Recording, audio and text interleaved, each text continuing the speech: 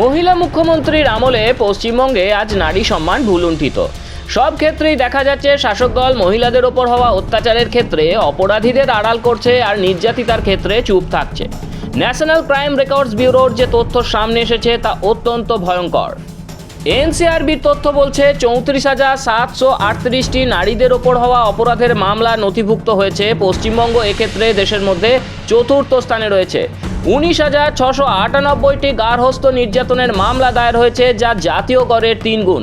আরও ভয়ঙ্কর তথ্য হলো ভারতের মোট অ্যাসিড হামলার 27.5%ই পশ্চিমবঙ্গে ঘটে। ফলে এটি দেশের অ্যাসিড হামলার রাজধানীতে পরিণত হয়েছে। 2023 সালের শেষে পশ্চিমবঙ্গে 3.68 লক্ষ মামলা বিচারাধীন ছিল, যা দেশের অন্যতম বৃহৎ ব্যাকলগ। 2023 সালে নারীদের বিরুদ্ধে অপরাধের মামলায় খালাসের সংখ্যা বেড়ে দাঁড়ায় 19,005। এ তো গেল তথ্য পরিসংখ্যান, কিন্তু বিগত বছরগুলিতে বারবার পশ্চিমবঙ্গ উত্তাল হয়েছে নারী নির্যাতনের প্রশ্নে। বিক্ষোভ দেখা গিয়েছে বিদেশেও। আরজি করের মহিলা চিকিৎসককে নৃশংসভাবে ধর্ষণ ও খুন করা হয়। অভিযোগ ওঠে তৃণমূলের স্নেহধন্য ডাক্তার সন্দীপ ঘোষ প্রথমে ঘটনাটিকে আত্মহত্যা বলে চালানোর চেষ্টা করেন এবং প্রমাণ নষ্ট করারও চেষ্টা করেন।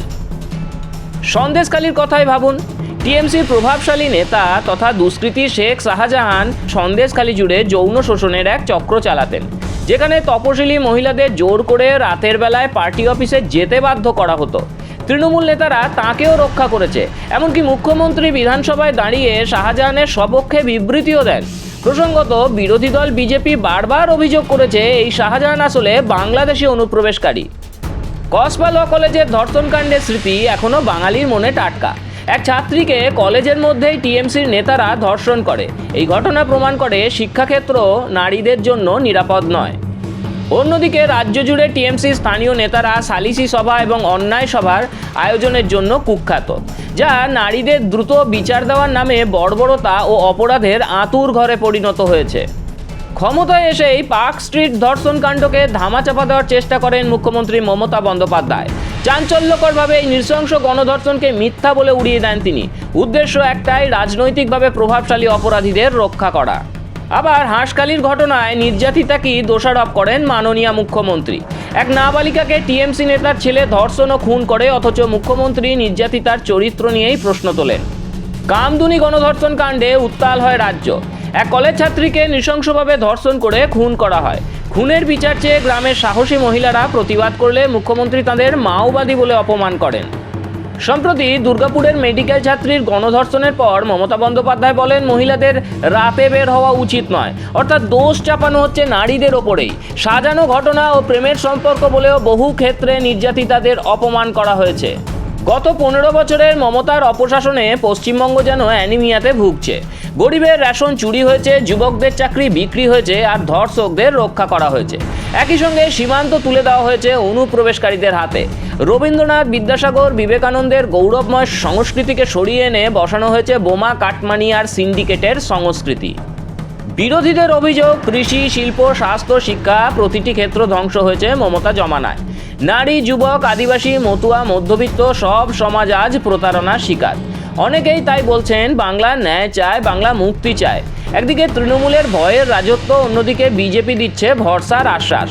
ডাবল ইঞ্জিন সরকার রাজ্যে ক্ষমতা এলে পশ্চিমবঙ্গের হাল ফিরবে বলে অনেকেই মনে করছেন। আপনি কি মনে করেন জানান কমেন্ট বক্সে।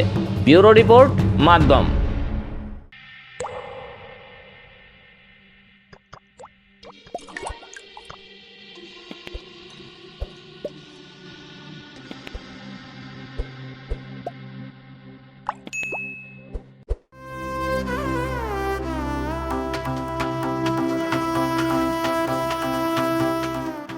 भारत विविधताओं का देश और भारत के हृदय में मध्य प्रदेश, जहां आस्था, प्रकृति और विकास एक साथ आगे बढ़ते हैं।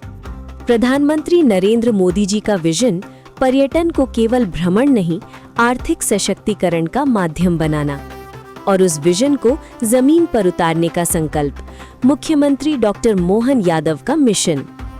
पीएम श्री पर्यटन वायु सेवा इंदौर, भोपाल, उज्जैन, ग्वालियर, जबलपुर, रीवा और खजुराहो को जोड़ती नई उड़ानें, तीर्थयात्रियों और पर्यटकों के लिए बेहतर सड़कें, ठहरने की आधुनिक सुविधाएं, महाकालेश्वर ज्योतिर्लिंग आस्था का कालजयी केंद्र, ओमकारेश्वर ज्योतिर्लिंग अद्वैत चेतना का तीर्थ, अमरकंटक नर्मदा का उद्गम, चित्रकूट राम कथा की पावन भूमि, Kanha tiger reserve, Bandhavgarh tiger reserve, Pench tiger reserve, प्रकृति संरक्षण के साथ इको टूरिज्म का विस्तार, कूनो और गांधी सागर वन्यजीव संरक्षण की नई पहचान, प्राणपुर, सावरवानी और लाडपुर खास सर्वश्रेष्ठ पर्यटन ग्राम, चंदेरी का क्राफ्ट हैंडलूम टूरिज्म विलेज रोजगार और परंपरा का संगम।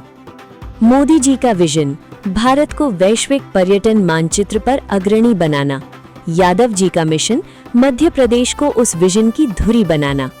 मध्य प्रदेश आस्था, प्रकृति और विकास का संगम।